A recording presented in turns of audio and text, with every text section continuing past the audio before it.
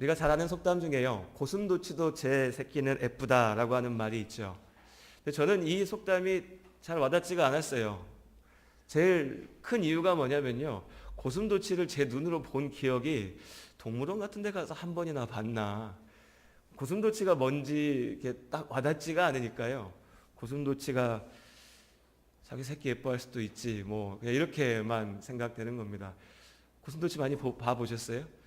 잘 안 와닿지 않습니까? 뭐 멀찍이서 동물원에서 보면 고슴도치도 제법 귀여워 보이거든요. 그러니까 새끼면 귀엽지 않을까 싶어서 왜 이 속담이 나왔나 하고 한번 찾아봤습니다. 그랬더니 이 속담의 원래 표현은 고슴도치도 제 새끼는 함함하다라는 말이었더라고요. 해요. 함함하다. 또 함함하다는 또 무슨 말인가 싶잖아요. 또 찾아봤더니요, 이 함함하다라고 하는 말이 원래 우리말인데요, 털이 보드랍고 반지르르하다라고 하는 뜻이라고 합니다. 그러니까 고슴도치 눈에도 자기 새끼 털은 부드럽고 따뜻하고 솜털 같다라는 것이죠. 읽고 나서 생각해 보니까 이 속담이 딱 이해가 됩니다.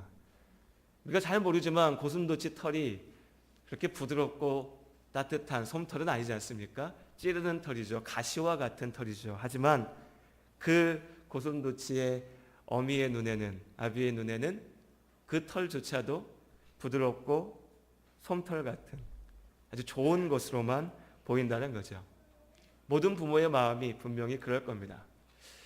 요즘 세대 들어서 젊은 부모들이 유별나게 자식을 챙긴다라고 이야기는 하지만 여러분 한번 가만히 생각해 보십시오. 이전에 표현하는 방식이 달랐을 뿐이지, 우리가 살아가는 모습이 달랐기 때문이지, 생각해 보면 그 부모님들의 마음에 속에 있는 그 사랑은, 그 본질은 예나 지금이나 다를 바가 없습니다.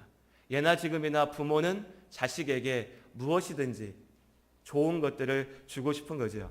마태복음 7장의 말씀에 보면 예수님께서 너희 중에 누가 아들이 떡을 달라고 하는데 돌을 줄 것이며 먹기 위해서 생선을 달라고 하는데 뱀을 주겠느냐라고 말씀하신 기록이 있습니다. 분명히 그렇죠. 떡을 달라고 하는데 돌 줄 부모 없을 것이고, 생선 달라고 하는데, 고기 달라고 하는데 뱀을 주려고 하는 부모도 없을 겁니다.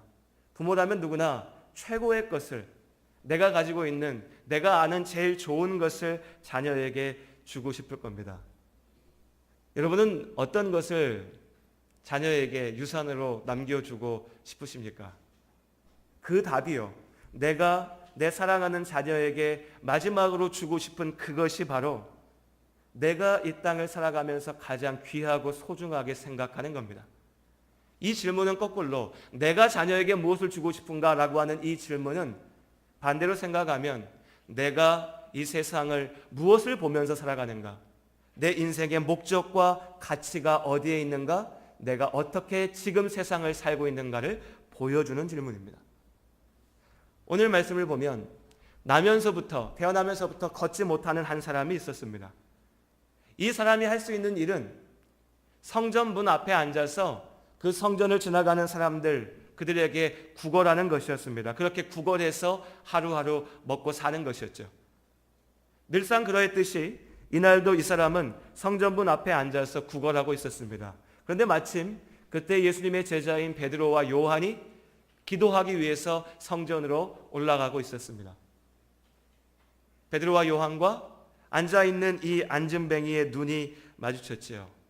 그리고 어쩌면 습관적으로요, 직업이지 않습니까? 이 사람에게는 날 때부터 걷지 못하는 이 사람의 일상은 항상 그 자리에 앉아서 지나가는 사람들을 보고 구걸하는 것이었으니 눈이 마주친 베드로와 요한을 보면서 또한 습관적으로 얘기했습니다. 날 좀 도와달라고. 날 도와달라고. 그런데 그저 지나가버린 많은 사람들과는 다르게 베드로와 요한이 이 안진뱅이 앞에 나온 겁니다. 그리고 눈을 마주치고 그에게 이야기합니다. 나를 보라고요. 우리를 보라고 이야기합니다. 안진뱅이의 마음이 어땠을까요? 기대했을 겁니다. 이 사람이 나에게 무언가 주려고 하나 보다. 그리고 이어지는 베드로의 첫 마디는 아마도 이 안진뱅이에게는 아주 실망스러운 것이었을 겁니다. 베드로가 얘기하죠. 은과 금이 내게 없습니다. 구걸하고 도와달라고 했을 때 이 안진뱅이가 기대한 건 무엇이었을까요? 당연히 돈이죠.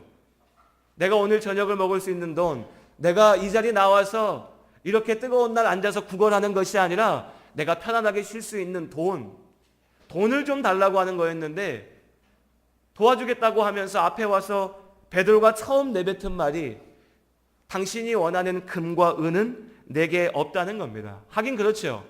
지난 3년 동안 베드로와 요한은 예수님을 따라다녔습니다. 예수님을 따라다니면서 자신의 것을 따로 챙겨놓지 않았으니까 베드로에게, 요한에게, 이 안진뱅이에게 나눠줄 금과 은이 있을 리가 없지요. 아마도 그 말을 듣자마자 안진뱅이의 마음에 실망이 찾아왔을 겁니다. 뭔가 좀 도움을 얻을까 했더니 허탕이구만. 그런데 곧이어서 베드로가 말하죠. 내게 없는 것이 아니라 내게 있는 것을 당신에게 주겠다라고 이야기합니다. 분명히 그렇습니다. 나에게 없는 것을 줄 수 없죠. 누구도 나에게 없는 것을 줄 수는 없습니다. 그 거짓말이죠. 내게 있는 것을 전해줄 수가 있습니다. 다시 한번 여러분께 묻겠습니다. 여러분, 하나님께서 부르셔서 하나님 앞에 서는 그때, 내가 이 세상을 떠나가야 되는 그때 사랑하는 자녀에게 무엇을 주고 싶으십니까?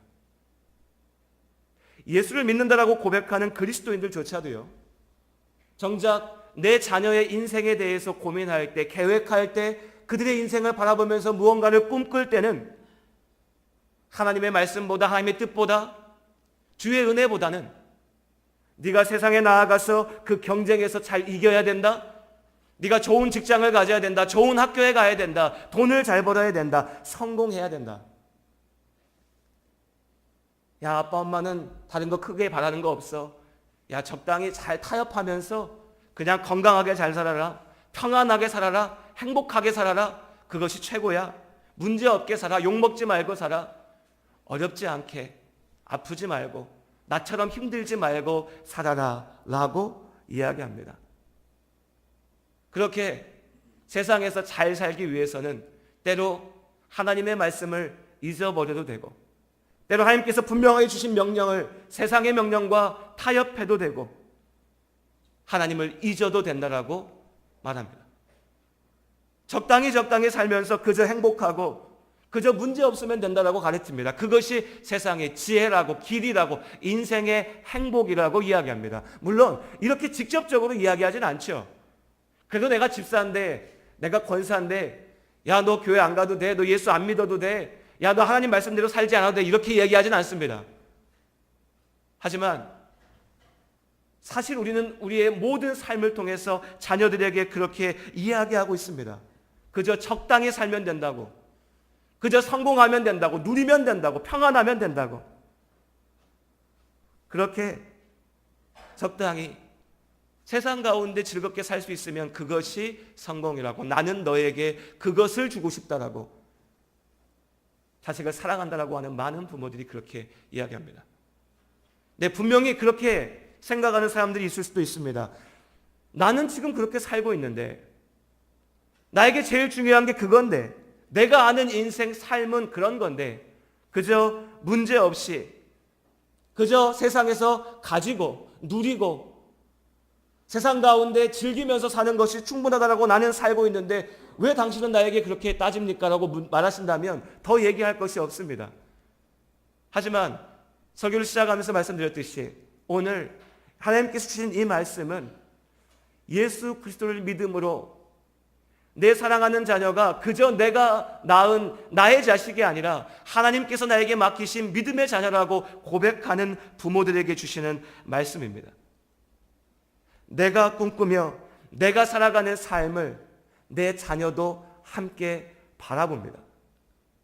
부모가 아무리 입으로 얘기해도 자녀들의 귀에 들려오는 것은 그 말이 아닙니다. 부모의 곁에서 함께 살면서 나의 부모가 어떻게 살아가는지를 보고 그 길을 따라가는 것이 자녀지요. 문제는 내 자녀에게 정말로 필요한 것은 떡인데 입으로는 떡을 준다라고 얘기하면서 부모들이 돌을 주고 있는 겁니다. 내 아이에게 정말로 중요한 것은 그가 살아나야 될 양식인데 나는 그를 죽일 뱀을 그 앞에 던져주고 있는 겁니다. 그것이 인생이라고, 그것이 삶이라고 우리가 우리의 온 삶을 통해서 내가 살아간다라고 하는 자녀 앞에 외치고 있는 거죠. 그렇게 오늘도 부모들은 자녀를 사랑한다라고 얘기하면서 세상이 최고라고, 돈이 최고라고, 성공이 다라고, 네가 열심히 살아야 된다고, 노력해야 된다고, 그것이 중요하다라고 이야기합니다. 그렇게 같이 함께 죽어가는 겁니다.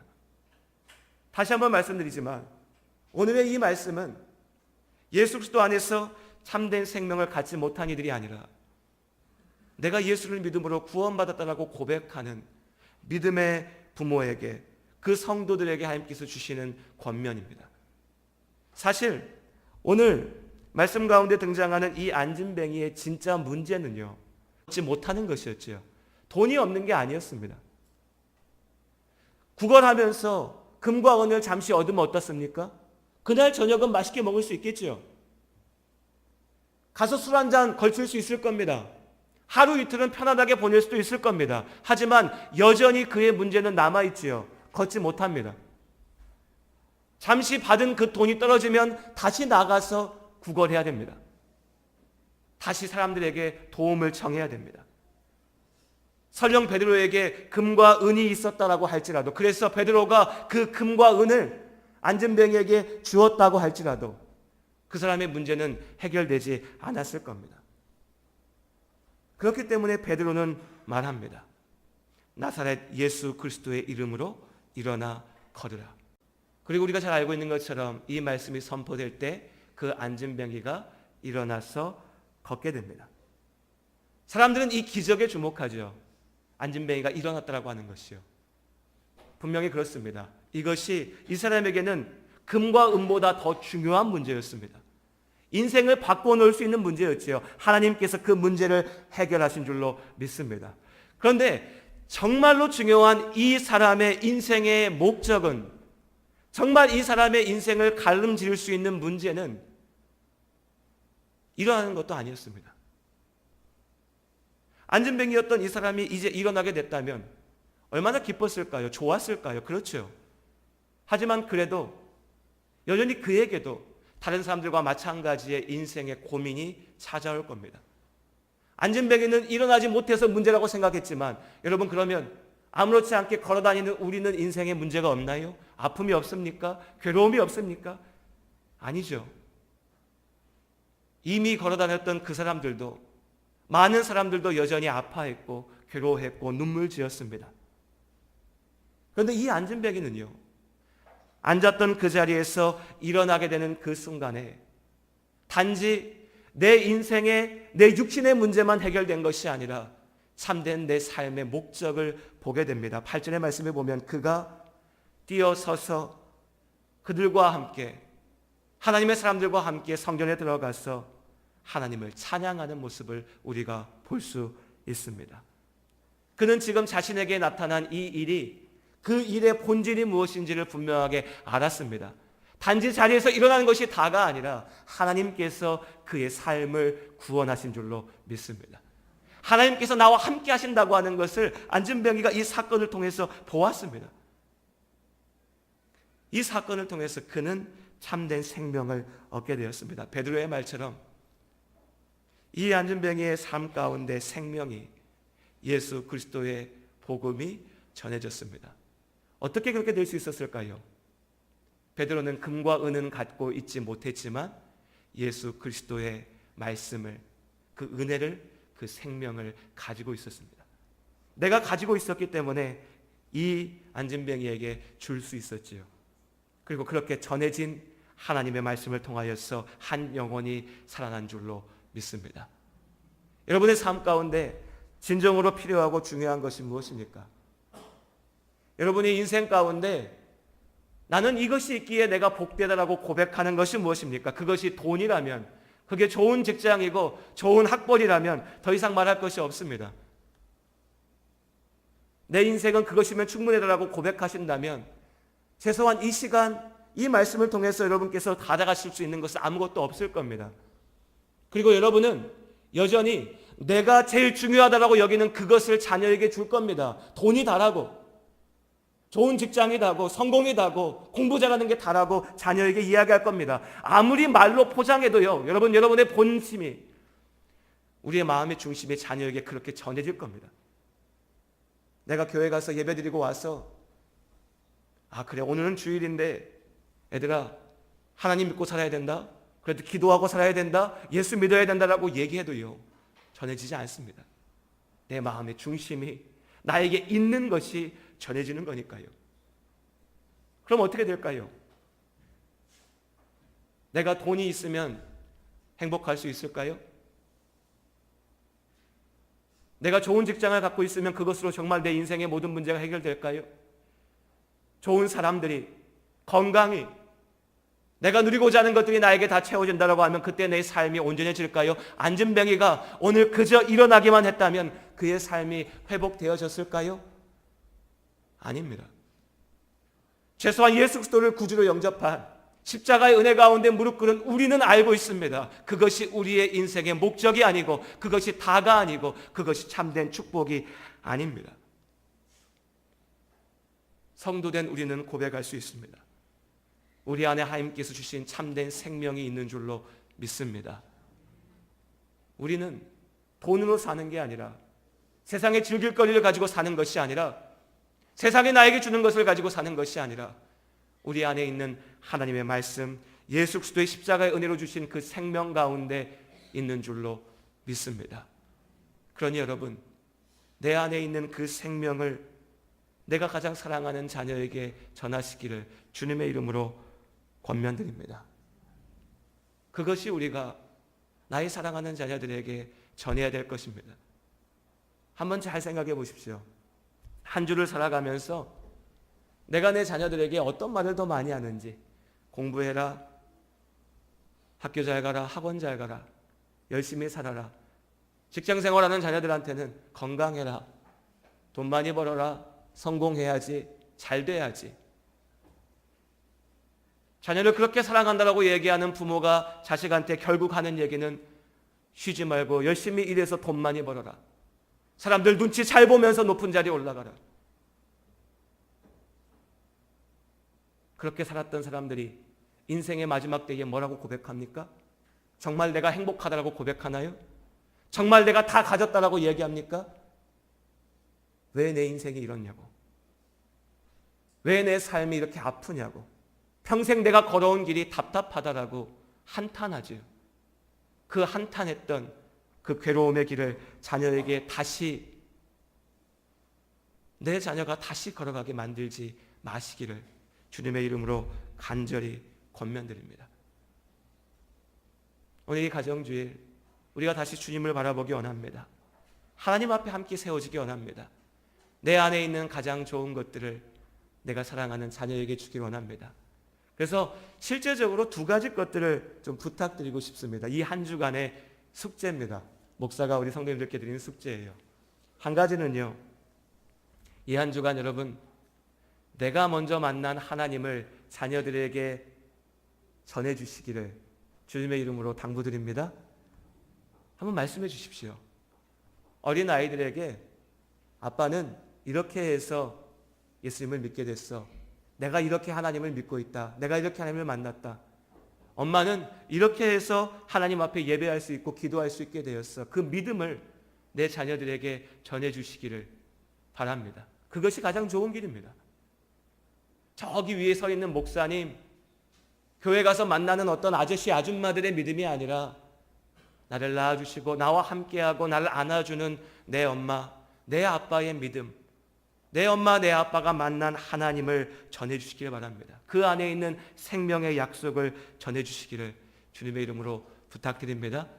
또 한 가지는요, 특별히 이제 다 커가지고 목사님 내가 언제 또 우리 애한테 전화해가지고 야 사실은 아들아 내가 이렇게 하나님을 만났는데, 이런 말 못한다고 하시는 우리 성도님들,